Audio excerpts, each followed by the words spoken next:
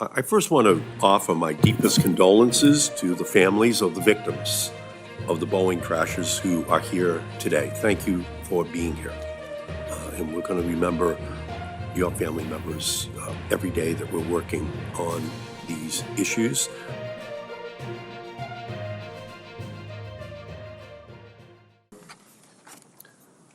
Let me start with just a simple question, which is, can travelers trust Boeing? 346 people died in the two 737 MAX 8 crashes. We are extremely fortunate that no one died in the door plug incident. Since 2018, Boeing's mistakes have caused many people to question whether Boeing is still capable of making safe aircraft. Mr. Ortberg, what can you say here to the millions who will board a Boeing plane this year, to the millions who will put their children on the plane? And I suspect every member of this panel, fly Boeing planes every single week. What can you say to the flying public as to why they should trust that a Boeing plane is safe? Senator, the Boeing aircraft, 737 MAX airplanes take off and land every 2 seconds of the day, safely take off and land every 2 seconds of the day. I'm not denying the horrible incidents that you've outlined. We need to take immediate action, and we are taking action to make sure those accidents never happen again. My family flies on those aircraft as well. And it's critically important that we rebuild trust. And the only way we're going to do that is by building high-quality airplanes, having the metrics out of our quality system that show that we're making improvements. And I want everybody to know the entire Boeing team is absolutely committed to building the highest quality aircraft in the world. Air traffic is the safest mode of transportation, and we need to continue and continue to find and learn if there's incidences so that these don't turn into tragic accidents in the future. As I mentioned, the NTSB's investigation of the Alaska Airlines door plug incident revealed that it was caused by manufacturing errors at Boeing. Mr. Ortberg, you joined Boeing more than 7 months after the door plug incident. What went wrong with the door plug? And what specifically has Boeing done to correct this safety lapse? Senator, first of all, it's unacceptable that an aircraft left our factory without that door plug properly installed. And let me just make that perfectly clear. That can never happen again. One of the things, there's currently an NTSB investigation, as you're aware on that. We're not waiting for the NTSB to finish their investigation. We've taken immediate action. One of the first actions was to work with our airline customers and the FAA to go inspect all the aircraft out in the field. And we've done that and ensured that there are no other incidences of a door plug not being installed properly in the field. The second thing that we did is we found that the proper paperwork was not completed when the door plug was removed in our factory. We've gone through extensive retraining of our workforce to make sure they understand that violated our policy and that they have to complete the proper paperwork. We've eliminated or reduced the number of people who can actually do the modifications for the door plug so that in the future we have fewer people that are allowed to even touch and remove the door plugs. In addition, one of the contributing factors is we identified that the door plug needed to be removed in order to do some repairs on the aircraft that were a result of defects in the fuselage. Those defects come from our fuselage supplier from Spirit Aerosystems in Wichita.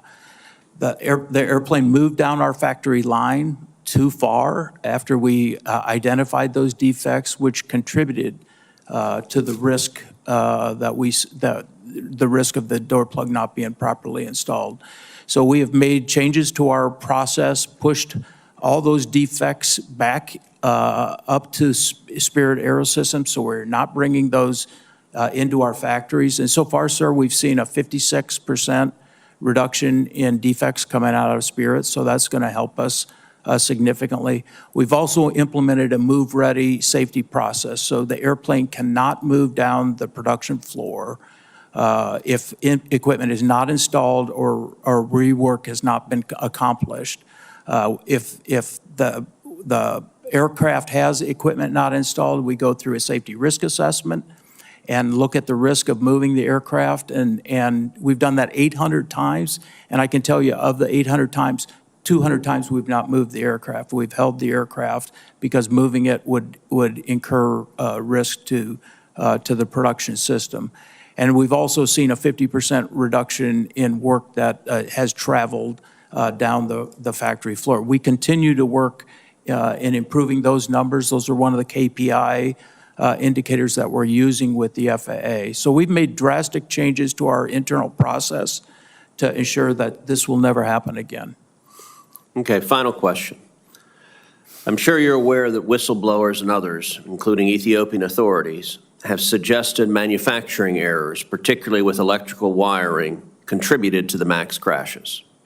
Mr. Ortberg, is this an issue you've discussed with Boeing employees since joining the company? And if so, what is your opinion on whether there were also manufacturing defects that may have led to the sensor defect?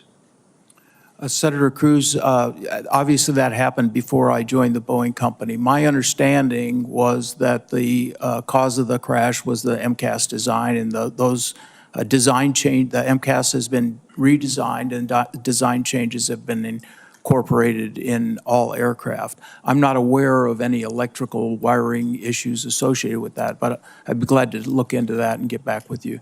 So just to be clear, your testimony is you have not had conversations with Boeing employees about whether there were electrical issues that also contributed to that crash? Not specifically, no. Okay, thank you. Ranking Member Cantwell. Thank you, Mr. Chairman. Mr. Ortberg, thank you for the change in tone from the top at Boeing about the safety culture and the focus that you outlined in your testimony, those 4 principles.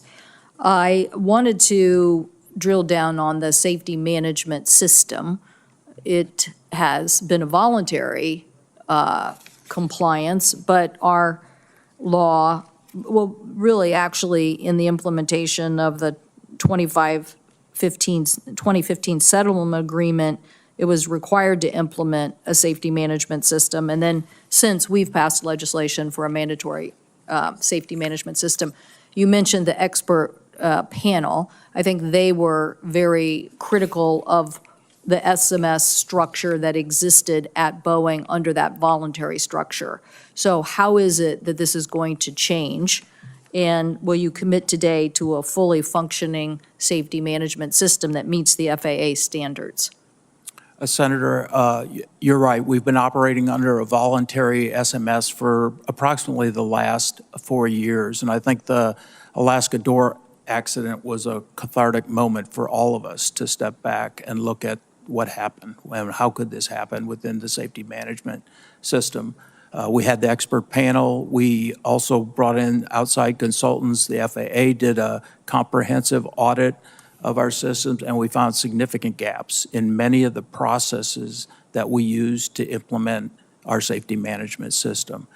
Those gaps are all a part of our safety and quality plan that we're working with the FAA to improve the overall performance. I'm absolutely committed to a mandatory safety management system. I appreciate your leadership there, and we're working to get that done. Actually, I'd like to have that in place by October of this year. We've submitted our draft to the FAA, and we're absolutely committed to moving to a mandatory SMS. Thank you. Thank you for that commitment. The expert panel couldn't have been more specific about this particular recommendation, and I think the industry writ large also thinks it's the gold standard, so certainly appreciate that.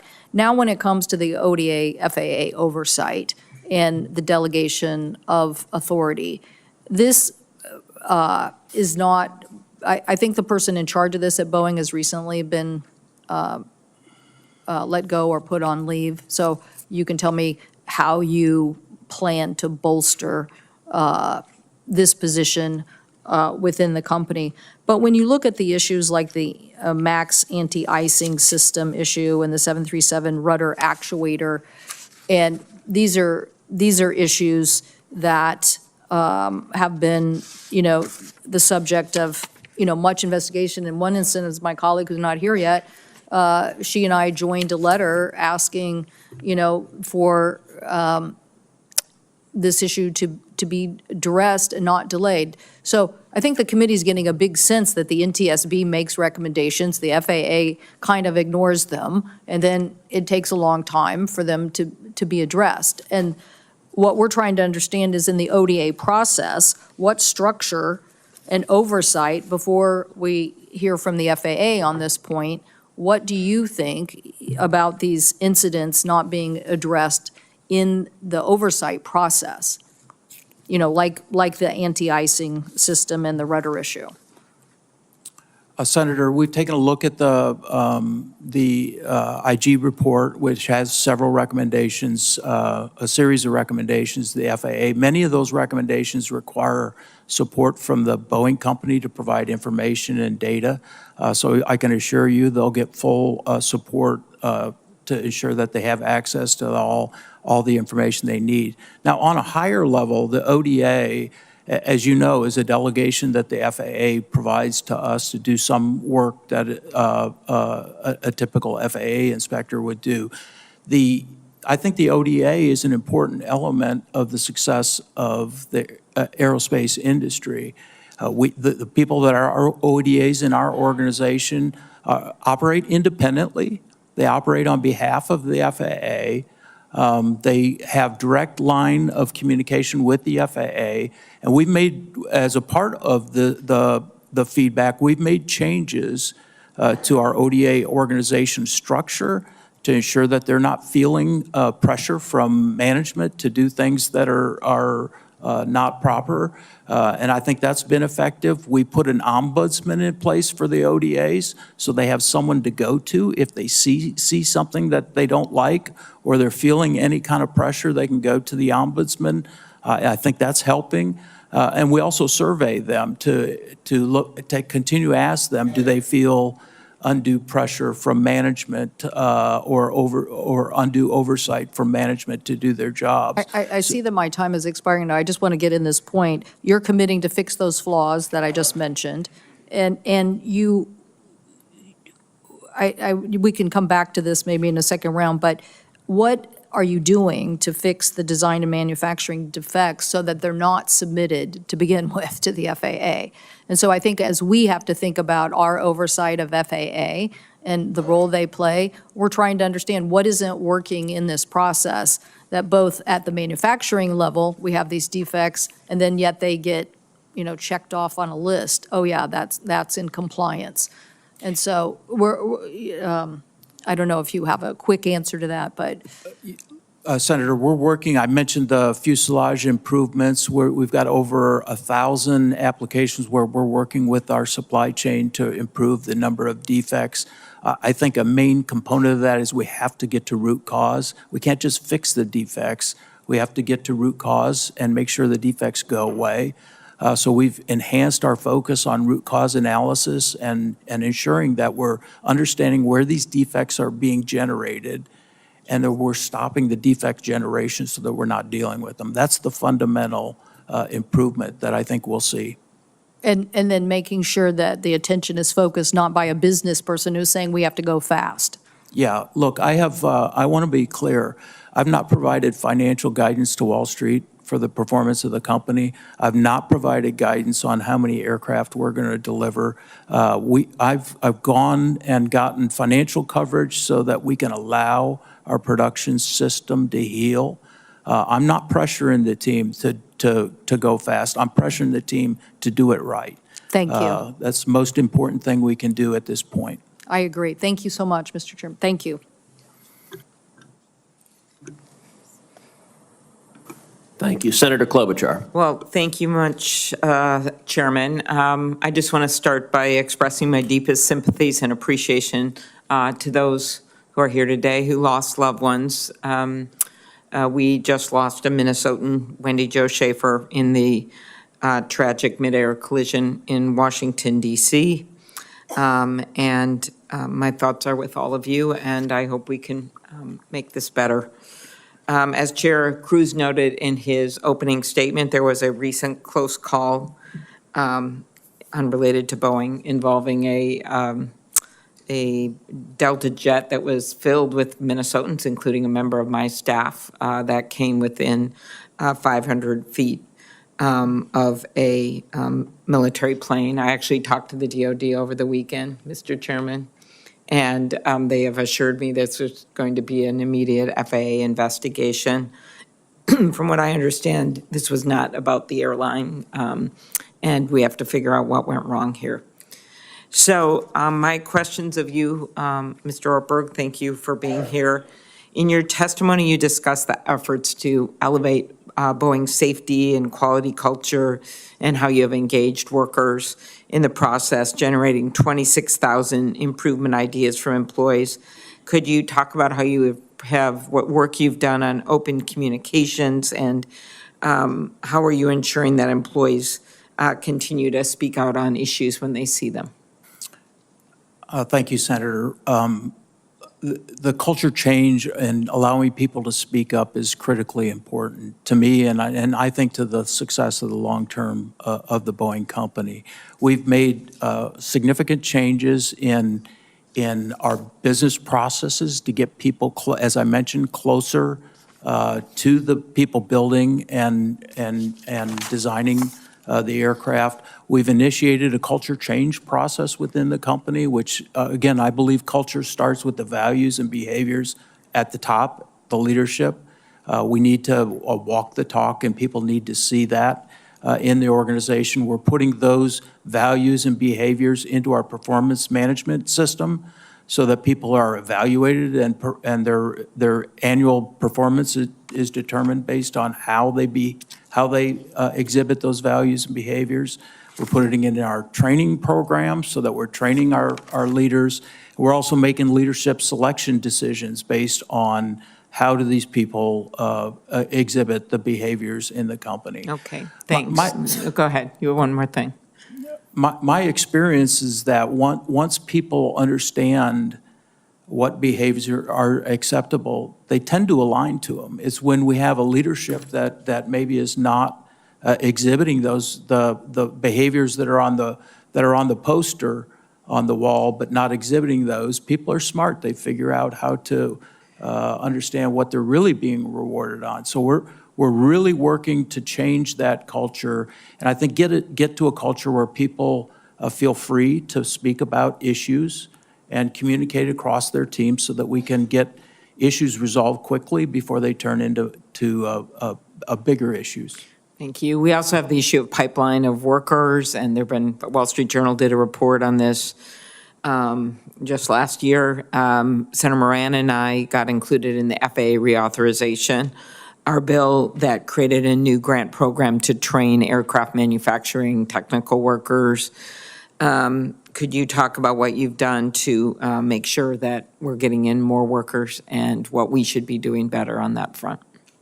Senator, we spend a lot of activity in early STEM education, supporting STEM-related activities to try to get more young students into STEM fields to support the work that we need. Our workforce is relatively stable right now, which is good. I think we came out of COVID and had significant workforce demand. We've been through that. Our focus right now is on training and ensuring the people that we've brought in are effective and efficient in what they're doing. Thank you. Just one last question. Following the Alaska Airlines Flight 1282, the door blowout, can you walk through what the enhanced oversight, because since then you've been under this enhanced oversight, walk through it very quickly compared to the previous oversight, FAA oversight? So there's additional formal inspections being done at Boeing. There's more formal inspections being done at Wichita. Every door, whether it's a door plug or an active door, is going through additional inspection to make sure there's no workmanship errors that would require rework at a later date in our production facility. And as I said, we're seeing very good improvement in the overall quality of the fuselages, and particularly around any door-related issues. We've added significant amount of inspection. Okay, thank you. Okay, I want to go to the delegation of inspection authority, a discussion that has already happened today. In October, the DOT's Inspector General found FAA's oversight of Boeing production was not effective. The FAA's oversight was so bad that the IG issued 6 separate recommendations to the FAA to fix its process. There were many terrible findings in the report, but one of the most shocking was that shortly before the door plug blowout, individuals within the FAA wanted to delegate airplane airworthiness inspection authority back to Boeing.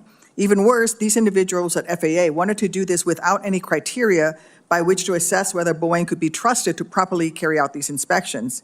It isn't just unacceptable, it's a total dereliction of duty on the part of the FAA. Prior to the 737 MAX crashes and production problems with the 787, FAA allowed Boeing to self-inspect their aircraft to ensure they conform to the FAA-approved type design. However, in the wake of the MAX crashes, we learned that Boeing had abused this authority. Boeing had knowingly and repeatedly produced 737 MAX aircraft with non-functioning angle of attack disagree alerts in blatant violation of the plane's approved type design. And I believe strongly that FAA must not delegate inspection authority back to Boeing until, at a minimum, FAA fixes its own ineffective oversight of Boeing's productions. Mr. Ortberg, will you commit to not seeking and not accepting delegation of airworthiness inspection authority from the FAA until the FAA has implemented all 16 recommendations from the October Inspector General report? Senator Duckworth, what I can commit to is that we are working transparently with the FAA and will support by providing them whatever information they need from the Boeing company to address the IG report. Those recommendations were specific to the FAA, so I'd have to defer to them in terms of their plans relative to implementing those recommendations. That's not what I'm asking you. It is up to the FAA to determine if delegation is permissible, but it will be up to Boeing to decide whether to accept that delegation of that responsibility. You're trying to restore Boeing's reputation. I don't see how it would help that effort for Boeing to return to inspecting its own airplanes for federal compliance while the FAA's oversight process is still broken. That would just look like Boeing is taking advantage of a hobbled regulator. Will you commit to not seeking and not accepting redelegation until FAA fixes its oversight by implementing all of the IG inspectors' recommendations? Senator, again, we have to work very closely with the FAA. They're our regulator. They provide the oversight and direction, and so I can't commit to that. Why not? If they came to you right now and say, we want to give you inspection authority back today, would you accept it? Only if that made sense relative to performing the tasks and the overall safety of the aircraft. We would not sacrifice safety of the aircraft by asking for delegation. I'm asking you to commit to not accepting it until the process has been fixed. So you would accept it back? Senator, delegation is a very important part of our business process and how we interact with the FAA. So we have to continue to go forward with delegation. We are committed to make improvements where needs have been identified. But you have a track record of abusing that self-inspecting authority. And you've already said that you and senior managers and board members would make more money if you can put more aircraft out. I think that it is not appropriate this time for you to accept that delegation of authority should it be offered to you by the FAA before the FAA has met all 16 of the IG's recommendations on how to fix the inspection system. Thank you. Senator Blackburn. And I want to talk with you about what you're doing to improve your company's culture and that work culture. This is a very important part of any business. It appears that your company work culture has been frayed. So very quickly, what are you personally doing to change this work culture at Boeing? Senator, the first thing I'm doing is leading by example and getting our people closer to the people doing the design and the production of the airplane. So Tomorrow I'll be in St. Louis with the people that are manufacturing military airplanes on the floor. Next week, I'll be in Everett, Washington with our wide-body team, talking to union members about the difficulties that they're having in manufacturing the aircraft and what we need to do to help them be successful. So that's the first step in changing the culture, is getting people to recognize that leadership's role is to help the organization be successful, not to make themselves successful. So we've got a lot of activity underway to do that. We've made How are your employees responding to that?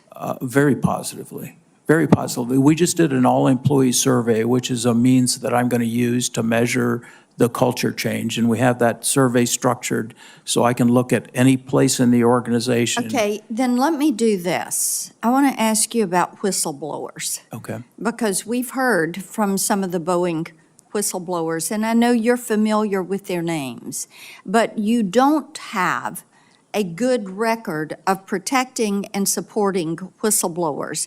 And some of the stories around these whistleblowers has been very upsetting to people like me who have worked through my public service to protect whistleblowers. I think that they're essential. So talk to me about what you're doing to change that policy to support and not to ostracize or isolate whistleblowers. Senator, the company has an anti-retaliation policy. It's unacceptable for anybody to retaliate against, whether it's a whistleblower or anybody bringing up a quality issue. And I've made that perfectly clear in all of our all-employee meetings, all-employee sessions. In fact, I've told employees if they have an issue, send me a note. I'll address it. And some have sent me a note. I've met with the whistleblower, one of the whistleblowers. My door is open to discuss with any of the whistleblowers what they're seeing and make sure that there is no retaliation in the organization. But this is a part of the culture change within the company, is we need. Not to interrupt, but I want to ask you, are you stepping back to some of those whistleblowers who have experienced a less than positive relationship? Are you righting those wrongs? Senator, in many cases, the whistleblowers that I'm aware of, those activities happened a long time ago. that. Some of those are still with the company, and I've met with one of the Okay. whistleblowers with the company. So I know that in the past, all the retaliation claims have been thoroughly investigated, and if there's retaliation, there's been corrective action taken. Okay, let me move on. Comac. I think we're all concerned about Comac and the Chinese Communist Party. And the CEO of Ryanair recently said they were open to buying planes from Comac. We're all concerned about competition that would come from China and the Chinese Communist Party. So what steps are you taking to innovate and to make certain that you are competing and out-competing our foreign competitors? Senator, Comac is a competitor. We also have a much bigger competitor in Europe that we compete with on a regular basis in all of our markets. We have to stay competitive. We have to invest in the future of our company. We're investing in new versions of the MAX aircraft. We're investing in the new largest wide-body airplane, dual-engine airplane in the history with our 777X program. And all those airplane investments are about staying ahead of the competition and making sure that we can compete in a global market. Thank you. Senator Lujan is recognized. Thank you, Mr. Chairman. Thank you for this hearing as well. Mr. Ortberg, thank you for being here today. I'm going to follow up with something Senator Blackburn asked. What specific steps has Boeing taken to strengthen whistleblower protections and ensure employees feel safe reporting potential safety issues? So we have a speak-up system, which is an anonymous ability to speak up about something that's going on.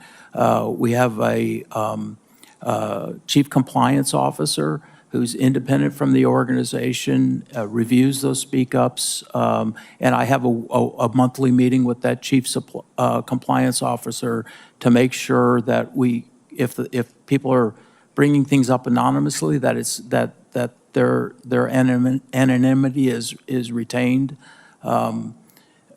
Look, our policy, as I said, we have a clear anti-retaliation policy, and if we see any retaliation, then we address that immediately with disciplinary action, up to and including dismissal. Appreciate that. Representatives from Boeing's Machinists Union, SPEEA, the Society of Professional Engineering Employees in Aerospace, have emphasized the importance of employees feeling empowered to speak openly about those safety concerns. Mr. Ortberg, will you commit to having union representatives directly involved in Boeing safety discussions and decision-making processes going forward? Yeah, Senator, we've made actually some new changes in that regard. As a part of our recent IAM negotiation, we set up to where the IAM, the union actually has an annual meeting with our safety committee of our board, so that they can actually go completely around the management and talk directly to our board of directors about any safety issues that they see. I also have a regular meeting with the union leadership on all sorts of issues, including any safety-related issues. And of course, this speak-up system I talked about is certainly open to all of our union members as well as non-union employees. So it sounds like that's something you will commit to, and you already have. Yeah, we're doing that, and I certainly want to have an environment where if there's a safety, I don't care who it is in the organization, if there's a safety-related issue, that's communicated and acted upon immediately, and that's the environment we're trying to make. I appreciate that. The question I have on the compliance administrator, you guys have a Boeing problem-solving method.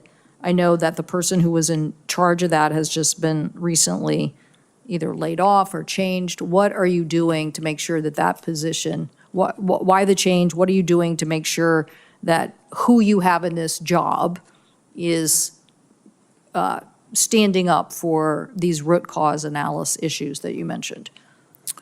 Senator, we'll go through a elaborate interview process and ensure that we select the best talent to do that job. That's critical. A critical component of that job is to be able to provide that overall independence, and we recognize that, and we'll fill it with the appropriate person after we get through the interview process. And do you think that you're in alignment with SPEA and machinists on what the feedback process is in the company? I asked the former FAA administrator whether he believed that the FAA should have oversight into those issues being brought up. So you've mentioned speak up a couple of times, Yeah, and I'm right. just not familiar where you are in your conversations with SPEA and machinists, whether they are satisfied, what we have to do to make sure that they feel like they have a voice without intimidation. Yeah, I think we're making progress, Senator, in that area. We do a survey to make sure we understand what is the current situation. We've seen 3 times the number of speak-ups in the last year over the prior year, so that gives you an indication that people are feeling comfortable to use the system. We still have culture work to do. I think that there probably are people in the organization who say, I'm not sure I feel comfortable about utilizing the system. And we continue to work on that to make sure that everybody feels comfortable utilizing it. But we are seeing improvements. We also have improved the system so it's easier to use. And I think that's helping as well. It's why I'm glad to see that in the summary of its new safety and quality plan, Boeing has committed to elevating human factors and strengthening the role of pilots in the design process. So, Mr. Ortberg, how has the role of pilots in the Boeing design process changed since the ODA review? What are you doing differently now? And what will Boeing ensure, and how will you, ensure that there's meaningful and consistent input from pilots integrated and prioritized into the design process? Senator, first of all, I agree with the premise of your discussion. We really do need to have very strong input from the pilots in both the design and the operation of the aircraft. And we've changed our organization. We've added a human factors chief engineer, which is a pilot, who spends time understanding the interaction between the pilot and the aircraft in all the design aspects of the airplane, but also the operational aspects, looking at our manuals, looking at our fault trees to make sure that from a pilot perspective, how will that interaction with the aircraft happen? And I think this is an area that will help improve our overall safety going forward. Thank you. I do agree, because at the end of the day, the pilot, that crew, that emergency might happen. It happens like this, and there has to be that way that integration works. So thank you.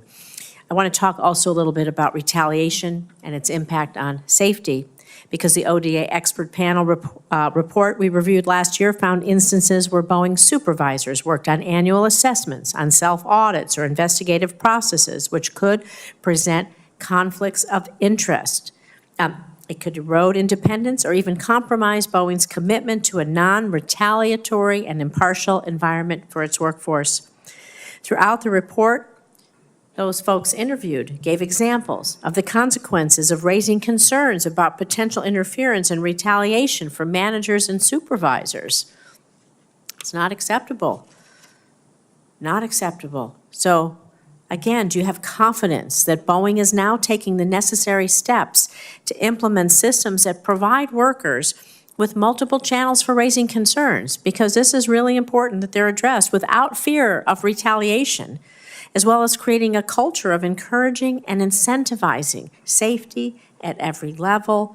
And it's just so important that each piece of the puzzle, if somebody has a concern, that they are able to raise it without fear of retaliation. I can't stress this enough, because as you know, lives are on the line when people sit on your planes.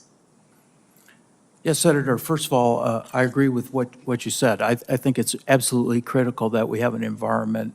We did take the feedback from the report, and we've changed our organization structure to address that specific issue. So we provided more independence for the ODAs, and they don't have a situation where someone's providing a performance review that could provide apply pressure to them. So I think we've sincerely addressed the concerns that were outlined in the report. And as I said before, we've added an ombudsman as well to the ODA, and that gives them someone to go talk to if they see something or if they're concerned about bringing up an issue. And we think that's having a good effect as well. So I believe we are addressing those issues, but we'll continue to monitor it. And if we have to make more changes, we'll do that, because I absolutely agree with you. People need to be free to make the right decisions without any kind of over pressure from management. Thank you. I have just one question, is very brief. If you could be brief about it. You talk about you're rebuilding your human factors expertise. Not everything can be done by AI and artificial intelligence or machines and all of that. We still need to be engaged. So how is the process of rebuilding this capability, the human factors, going at Boeing? So we just stood up this organization, and it's an organization that's filled with pilots. We've also developed what we call ECABs, which are actually cockpits that they can go fly. They fly designs. We have potential design implementation. They go fly those to look and understand what the pilot implication is early in the design phase, so that they can drive human factors related requirements into the design, and we don't have to deal with it later on after the design is done. So I do think we're making really good changes to get more of that upfront in the design development process, and we're filling this with world-class people who are very expert at flying aircraft. Relatedly, AI, automation, and data analytics, I keep hearing, have the potential to revolutionize production, not just in the aerospace industry, but also seemingly every other facet of life and certainly manufacturing. I'd like to understand what concrete steps Boeing is taking to ensure that these tools of the digital economy aren't just in place, but are going to make a measurable difference in preventing defects, predicting failures, restoring public confidence in your aircraft. Has Boeing integrated AI or automation to detect defects before planes are delivered to customers? And if so, how effective has it been so far? Senator, we use generally large language models. We're using those large language models right now to enhance our assembly instructions and our documentation to make sure that it's clear, it's more concise, and that will help with the overall safety and quality of the aircraft. I know we're doing data analytics as well using AI algorithms. I'm not an expert on that, so I can't give you too much details, but certainly can look into that and get back with you. But I assure you our team is looking at how to utilize AI to do the data analytics to find trends and predict trends and improve the overall performance of the aircraft. Well, switching gears just a little bit to something that obviously hits home. I also serve on the Armed Services Committee, and the Next Generation Air Defense or our dominance, the program was, whether or not the administration was going to move forward was sort of paused in the previous administration. And then the selection of what that next gen fighter was going to look like. We got some clarity about 10 days ago, and I couldn't be more thrilled. Of course, St. Louis is the sort of the hub of the operations on the military side, and we're building the F-47. There's thousands of jobs. I know everyone is very excited about that, not just for our country, but in Missouri. Could you just talk a little bit about that program and how you see that playing into this architecture of our national defense? Well, first of all, this contract award is very, very, very important to the Boeing company. In fact, I'm going to St. Louis tonight to go congratulate the team on this very, very large win, and we're honored to be given this opportunity. Our fighter business in St. Louis is historically legacy fighters, the F-15, F-18. As you know, the F-18 is reaching towards the end of its life. So this is an important program for us to continue our fighter franchise in St. Louis, and will create jobs and opportunities for a long time coming. So we're very pleased to have that. It's generational. We're happy about that as well, and look forward to working with you on that and so many other issues. Mr. Chairman. Thank you, Senator Schmidt.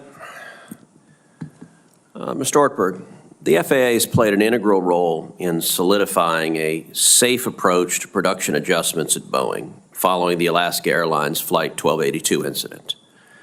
As Boeing continues to monitor its KPIs and begins to increase production as appropriate, it will likely grow more autonomous in its internal oversight. As Boeing regains autonomy and eventually increases production caps, how will Boeing guarantee safety without enhanced FAA oversight?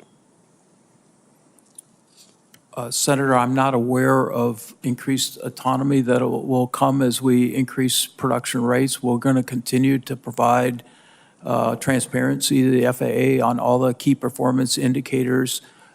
We will go through a series of production increases. So the first one, cap, is at 38, but we will go through the same process for every subsequent rate increase. And if the KPIs aren't showing that we're meeting the performance, then we won't move forward with a rate increase. So I think this is a good practice. I think what we have in place, it's data-driven, it's not subjective.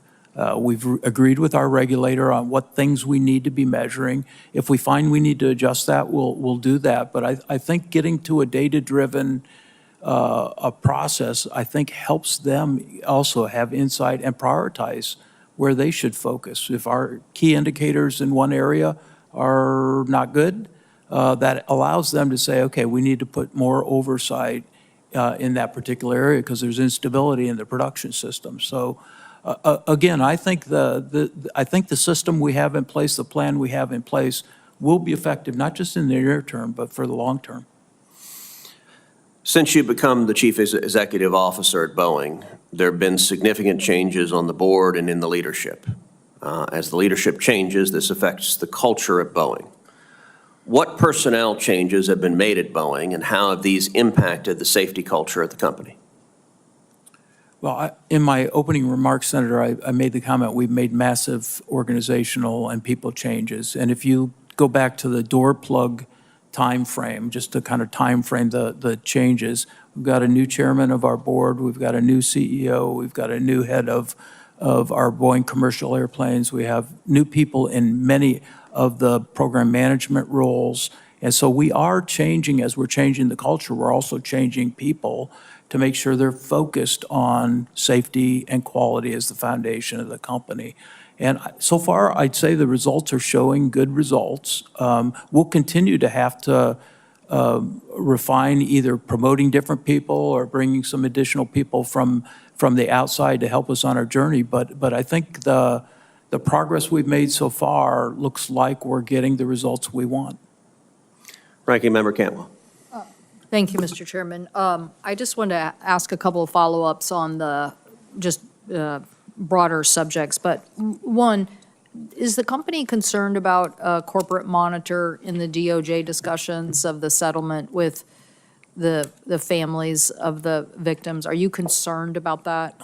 Do you have a problem with that? No, Senator, as I'm sure you're very aware, we had an agreement with the DOJ. We reached an agreement which did include a corporate monitor. That agreement was not accepted by the courts, and so we're in the process right now of going back with the DOJ and coming up with an alternate agreement. And look, I want this resolved as fast as anybody. We're still in those discussions, and hopefully we'll have a new agreement here soon. Do you have a problem with the corporate monitor? Senator, I don't want to prejudge what the outcome of those discussions is going to be. I don't personally have a problem, no. Okay. On the, I mentioned in my statement thermoplastics. Do you see this thermoplastics as a really game-changing manufacturing technology focus? Is it really what people are saying? Is it really something that we as a nation have to get focused on? By that I mean our skilling of a workforce, test bedding technology, being ready for the next big aviation change. Yes, Senator, first of all, I appreciate your leadership in this particular area, and the hub work that you've done in Washington is very helpful for the Boeing company. Well, the supply chain has done it. We just lifted that up a little bit, yeah. Yeah, no, I think thermoplastics offer a huge advantage for the future, and probably more to streamline the production of aircraft. And so I think it is one of those major important technology areas we should be investing in.